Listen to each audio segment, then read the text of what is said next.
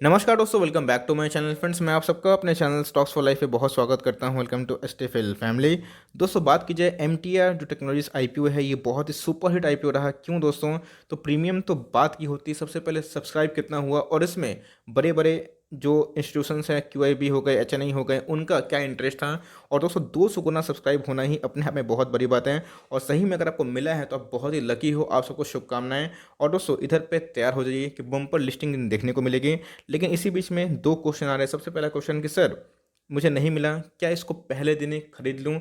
और दूसरा क्वेश्चन जो बहुत ही कॉमन है, मुझे मिल चुका है, क्या मैं इसको पहले दिन बेच दूँ? तो दोस्तों, मुझे अगर मिला होता, चूँकि अनफॉर्चुनेटली मुझे नहीं मिला, लेकिन मैं बहुत ही हैप्पी हूँ कि आप सबको मिला।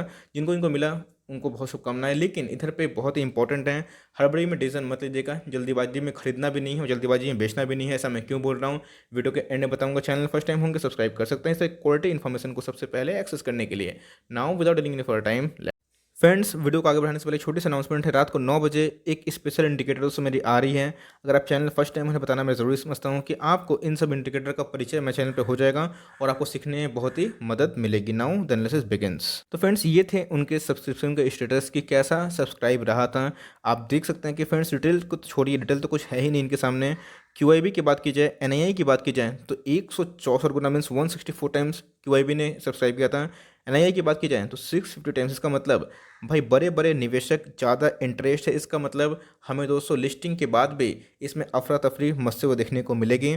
और 200 टाइम सब्सक्राइब होना अपने आप में डिमांड पैदा करता है। और दोस्तों, डिमांड एंड सप्लाई का गेम चलता है जो हमें लिस्टिंग के बाद भी देखने को मिलता है। तो मेरे हिसाब से आप समझिए कि डिमांड मार्केट में इसको लेके बहुत ही ह्यूज होने वाली है। और भाई ऐसा क्यों है, इतना ह्यूज डिमांड क्यों देखने को मिल रहा है? बिकॉज आप देख सकते हैं दोस्तों कि जो एमटीआर है, जो टेक्नोलॉजीज लिमिटेड है, ये बहुत ही रिनाउंड कंपनी दिखाई पड़ती है। पुरानी कंपनी तो है ही, साथ साथ में देख सकते हैं कि MTR provides all manufacturing solution such as advance machining, specialised fabrication, assembly and testing, heat treatment, species processes such as painting and surface treatment under one roof. इसका मतलब बहुत ही टेक्नोलॉजिकल कंपनी दिखाई पड़ती है और बहुत सारे मल्टी डायमेंशनल फील्ड में दोस्तों ये काम करती हुई दिखाई पड़ती है। अगर आप इनके बिजनेस सेगमेंट को एक बार ठीक से एनालिसिस करने की कोशिश करें तो सिविलियन न्यूक्लियर में भी इनके बिजनेस सेगमेंट दिखाई पड़ते हैं। डिफेंस एरोस्पेस की बात की जाए तो हमें दोस्तों इनमें भी इनका इंटरेस्ट दिखाई पड़ता है, जो अपने आप में बहुत ही स्पेशल वाली बात होती है। आगे दोस्तों, स्पेस में भी इनके अच्छे खासे क्लाइंट देखने को मिलते हैं। बॉल स्क्रू रोलर्स में इंजीनियरिंग डिवाइसेस में काम करती है। और सबसे इंपॉर्टेंट चीज़ दोस्तों, क्लीन एनर्जी और नेवी जो मेरेन है दोस्तों, उनमें भी इनके अच्छे खासे बिजनेस सेगमेंट देखने को मिलते हैं। इसका मतलब सेगमेंट दोस्तों इनके बहुत ही रिच दिखाई पड़ते हैं। और दोस्तों, मैंने आपकी स्पेशली उस चीज़ को सॉल्यूशन करने के लिए हाईलाइट कर दी है कि इनके आप देख सकते हैं जो क्लाइंट हैं वो अपने आप में दोस्तों बहुत ही शानदार दिखाई पड़ते हैं।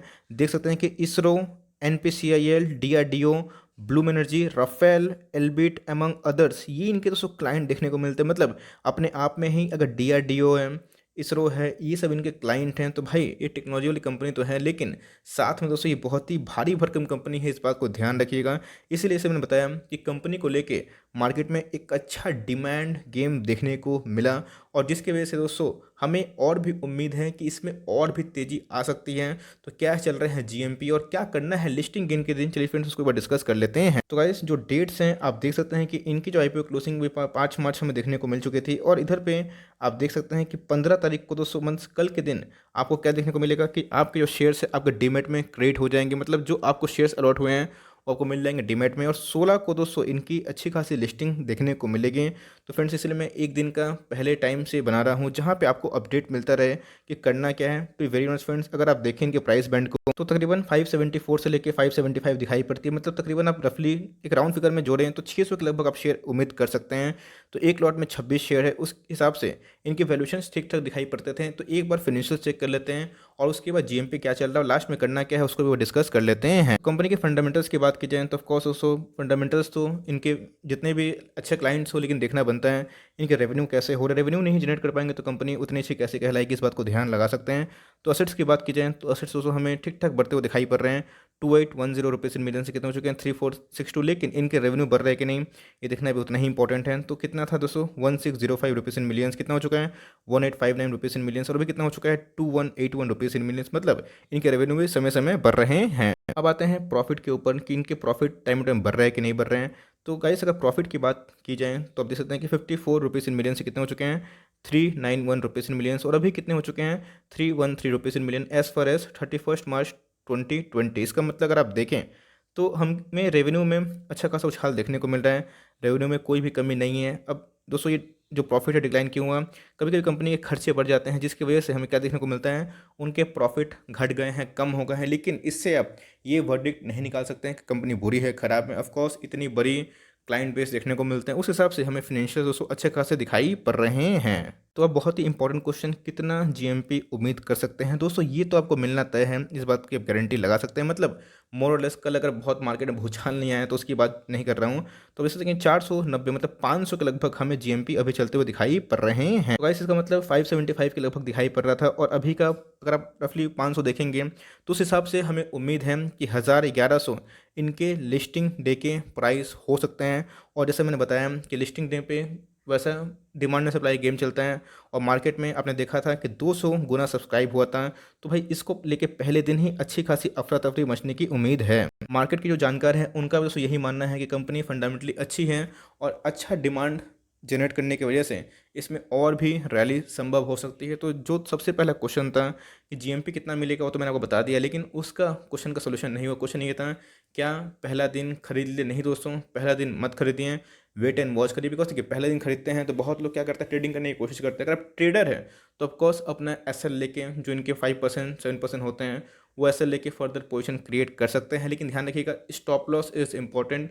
नो मैटर कि कंपनी कितनी भी अच्छी हो। आपने देखा कि वेक्टर्स में हुआ, लेकिन यस मैं वेक्टर्स से इसको कंपेयर नहीं कर रहा हूँ, ये पूरा अलग कहानी है। लेकिन एसएल दोस्तों एक्सट्रीम वोलेटिलिटी से आपके पैसे को बचाता है, इस बात को ध्यान लगा सकते हैं। दूसरा नंबर, अगर लेते भी हैं बता दिया दोस्तों कि एसएल ले काम करें।